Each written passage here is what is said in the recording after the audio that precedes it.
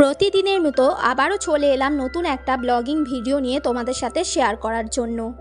আসসালামু আলাইকুম বন্ধুরা, সবাই কেমন আছো? আমিও খুব ভালো আছি। ব্লগিং উইথ ম্যারোজে একবার সকলকে স্বাগত জানাই। এই তো সকালবেলা শুরু করে দিয়েছি মোছামুছি।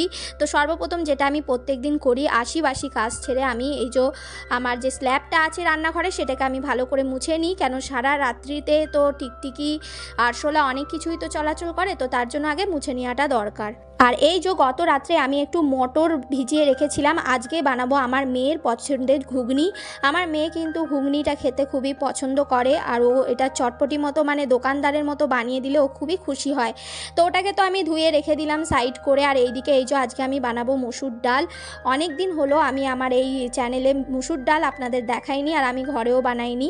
তো মুসুর ডালটা আমি এখানে কিন্তু ভালো করে ধুয়ে রেডি করে নিচ্ছি।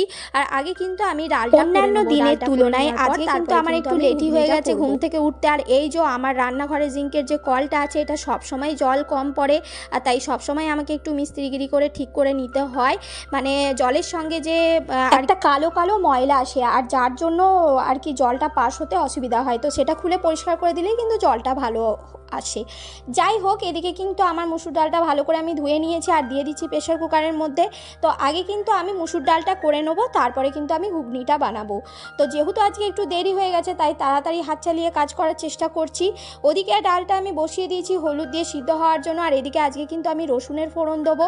রসুনের ফোড়ন খেতে আপনারা তো সবাই জানেন, যারা আমার ভিডিও দেখেন, যে আমার বাড়িতে সবাই কিন্তু রসুনের ফোড়নটা খেতে খুবই পছন্দ করেন, স্পেশালি আমার শ্বশুরমশাই।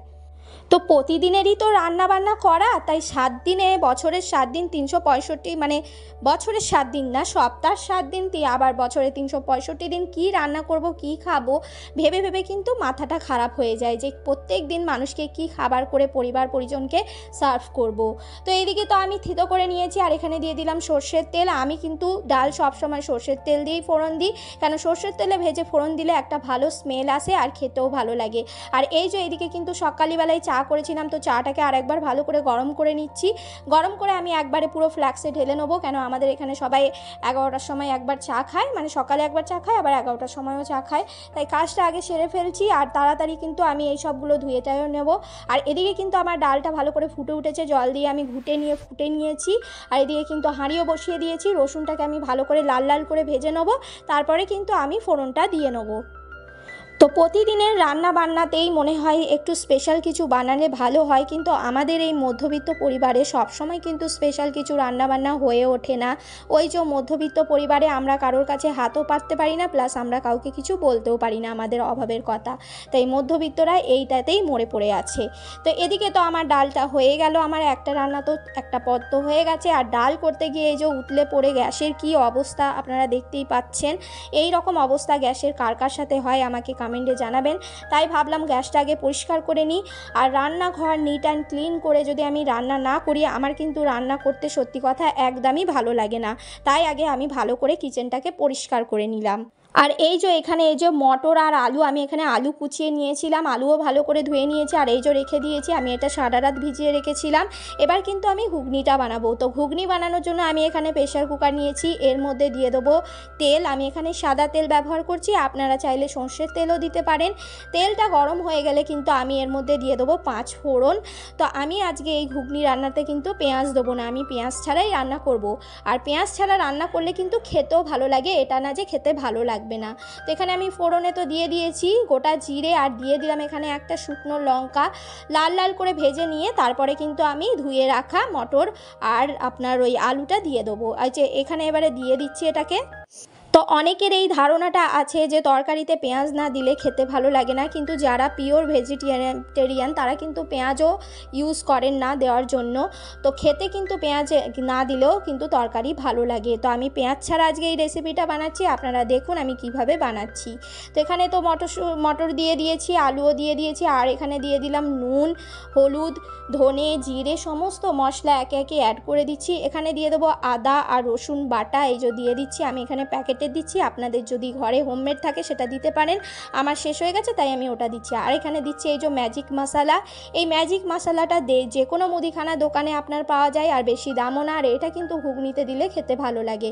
তো ভালো করে কষিয়ে নিয়ে আমি এর মধ্যে কিন্তু পরিমাণ মতো জল দিয়ে দিয়েছি, কেন এটা আমি বেশ করে ভালো করে কিন্তু সিটি মারবো, যাতে একদম যে মটরটা আছে আমাদের সেই মটরটা যেন ভালো করে ম্যাশ হয়ে যায়, একদম গলে গিয়ে যেন ভালো থাকে। আর এই মটর আপনার যে এই যে ঘুগনির মটর যদি একটু ম্যাশ হয়ে যায়, একটু ভালো করে সিদ্ধ হয়, তাহলে খেতে কিন্তু ভালো লাগে। এখানে আমি সিটি দিয়ে নিচ্ছি। আর আজকে আমি বানাবো কিন্তু একটু ভাজাভুজি বানাবো, অনেক দিন যাবত হয়েছে যে ভাজাভুজি বানানো হয়নি। তো এদিকে তো আমি বসিয়ে দিয়েছি আর এটা হচ্ছে, আর ওদিকে কিন্তু আমি এই যে এখানে করলা ভাজছি। করলা ভেজে কিন্তু আমি আজকে রান্না করব। করলা দিয়ে আমি আজকে রান্না করব হচ্ছে ফুললি রান্না, যেটা খেতে কিন্তু খুবই ভালো লাগে। অনেক দিন ধরেই ইচ্ছা করছিল খাওয়ার, তাই ভাবলাম আজকে বানিয়েই ফেলি, ইচ্ছাটাকে কেন আটকে রাখি। তো এই যে এখানে কিন্তু আলু আমার কাটা হয়ে গেছে, পেঁয়াজও কাটা হয়ে গেছে। আর এই যে এদিকে আপনারা দেখতে পাচ্ছেন আজকে আপনাদের দাদাভাই নিয়ে এসেছে এই যে মাছের মাথা, রুই মাছের মুড়ো নিয়ে এসছে। আর এই রুই মাছের মুড়োটাকেই আমি আজকে কষা করে করব। আর এই যে 2 পিস মাছও এনেছে। তো মাছটাকে আগে আমি ম্যারিনেশন করে নিচ্ছি। এখানে দিয়ে দিলাম লেবুর রস, অর্ধেক লেবুকে আমি চিপে দিয়ে দিয়েছি, দিয়ে দিলাম নুন, আর দেবো এবারে হলুদ গুঁড়ো, নুন আর লেবুর রস দিয়ে ভালো করে মাখিয়ে কিন্তু আমি 10 থেকে 15 মিনিট ঢেকে রেখে দেবো। এরকম করে মাখিয়ে রাখলে কিন্তু মাছের ভিতরে ভালো করে মশলাটা যাবে, এবং ভাজলে কিন্তু মাছের ভেতর অবধি মশলাটা যাবে, আর খেতেও ভালো লাগবে। তো এই মাছের মুড়ো কিন্তু ঝাল ঝাল করে রান্না করলে, মানে ঝাল ঝাল কষা করে করলে কিন্তু খেতে দুর্দান্ত লাগে, আর আমাদের বাড়িতে সবাই এই রেসিপিটা খেতে খুব পছন্দ করেন। তো এদিকে কড়া তো আমি বসিয়েই দিয়েছি, আর এখানে দিয়ে দেবো তেল দেওয়ার পরে কিন্তু তেলটাকে আমি গরমও করে নিয়েছি, আর এখানে দিয়ে দিচ্ছি একে একে মাছের মুড়োগুলোকে। তো যেহেতু আমার এই যে চাটুটা আছে বেশি বড় না, তাই দুটো করেই মাছের মাথা ধরছে, আর মাছের মাথাগুলো নেহাতি ছোট ছিল না, বেশ ভালো বড় সাইজেই ছিল। তো সেই জন্য দুটো করেই আমি ভেজে নিচ্ছি, আর বেশ লাল লাল কড়া করে কিন্তু আমি মাছগুলোকে ভেজে নিচ্ছি। এইভাবে কিন্তু আমি সমস্ত মাছের মুড়োগুলোকে ভেজে নেবো একে একে। তো এই যে দ্বিতীয়টাও আমি দিয়ে দিলাম, আর এইভাবে আমি একে একে উল্টে পাল্টে নিয়ে বেশ কড়া করে লাল লাল করে ভেজে নেবো এইভাবে। তো এই যে আমার ভাজা হয়ে গেছে, এবার তুলে নিচ্ছি। এবার মাছের পিস দুটোকেও আমি ভেজে নেব। আর একটা কথা, আপনারা যদি আমার চ্যানেলে নতুন হন তাহলে আমার চ্যানেলটিকে সাবস্ক্রাইব করবেন, আর আমার ভিডিও যদি আপনাদের ভালো লেগে থাকে তাহলে লাইক করে শেয়ার করবেন বন্ধুবান্ধব পরিজনের কাছে।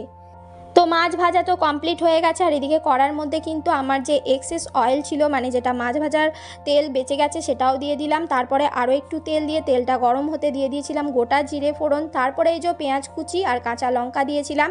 পেঁয়াজ কুচি কাঁচা লঙ্কাটা কিন্তু হালকাভাবে ভেজে নিয়েছিলাম। তারপরে দিলাম আদা রসুন বাটা, দিয়ে দিলাম হলুদ গুঁড়ো, দিয়ে দিলাম পরিমাণ মতো নুন, দিলাম এখানে জিরে গুঁড়ো। এরপরে ভালো করে মশলাগুলোকে কষিয়ে নেবো।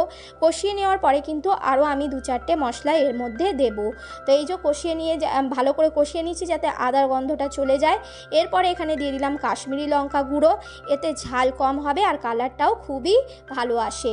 আর এই যে এখানে দিয়ে দিলাম ধনে গুঁড়ো। তারপরে সামান্য জল দিয়ে কিন্তু আমি একটু গ্রেভি মতো করে নিলাম। এরপর দিয়ে দিচ্ছি টমেটো কুচি। মাছ ঝালের মধ্যে টমেটো না দিলে কিন্তু খেতে একদমই ভালো লাগে না, যাই বলুন। আর এই যে ভালো করে কষিয়ে নিয়ে কিন্তু তেল মতো হয়ে গেছে আমার মশলাটা, তাই এর মধ্যে দিয়ে দিলাম জল, পরিমাণ মতো জল দিয়ে এবার ভেজে রাখা মাছের মুড়োগুলোকে আমি একে একে দিয়ে দিচ্ছি। মাছের মুড়ো দেওয়ার পরে আমি কিন্তু 5 মিনিট লো মিডিয়াম ফ্লেমে ঢেকে রেখে কিন্তু আমি এইগুলোকে ভালো করে রান্না করে নেব। তো এইভাবে মাছের মুড়ো রান্না করে আপনারা দেখবেন, আমি আশা করছি আপনাদের কিন্তু খেতে ভালো লাগবে। তো একবার ঢেকে রেখেছিলাম, সেটাকে খুলে একবার চেক করে দেখে নিচ্ছি, একটু উল্টে পাল্টে দিচ্ছি। বেশি তো উল্টে পাল্টে দেওয়া যাবে না, কেন মাছের মুড়ো ছেড়ে যাওয়ার চান্সটাই বেশি থাকে। আর এই যে আপনারা দেখতে পাচ্ছেন সাইড দিয়ে কি সুন্দর একটা কালার এসছে, একদম তেলে ভাব এসছে। আর এইভাবে মাছের মুড়ো রান্না করলে কিন্তু খেতে অসাধারণ লাগে। আর এই যে একদম লাস্টে নামিয়ে নিচ্ছি কিন্তু গরম মশলার গুঁড়ো দিয়ে আমি কিন্তু 5 মিনিট ঢেকে রেখে দেবো লো মিডিয়াম ফ্লেমে। আর এই যে তৈরি হয়ে গেছে আমার মাছের মুড়ো কষা। তাহলে আমার কিন্তু রান্নাবান্না সমস্ত কমপ্লিট। তো আমার গোসল টোসল সমস্ত কিছু কমপ্লিট হয়ে গেছে, তাই আমি এখানে দিয়ে দিচ্ছি আমার শ্বশুরমশাই এবং শাশুড়ি মাকে খাবার দাবার দুপুরের। তাই জন্য এখানে আমি এই যে সার্ভ করে নিলাম। আর এই যে এখানে আমি রান্না করেছিলাম উচ্ছে দিয়ে ফুলুরি দিয়ে আলু দিয়ে রান্না, সেটাকেও আমি সার্ভ করে দিচ্ছি এখানে। এরপর দিয়ে দেবো আমি যে মুসুর ডালটা করেছিলাম সেটা আমি সার্ভ করে দেবো। তো আজকের মেনুতে ভিডিওতে আমার কি আছে আপনারা দেখতেই পেলেন। আর আমি তো শর্ট ভিডিওতে আপলোড আগেই কালকে করে দিয়েছিলাম, আজকে এটা লং ভিডিও আপলোড করছি। আর আমার ভিডিও আপনাদের কেমন লাগে কমেন্টে অবশ্যই জানাবেন।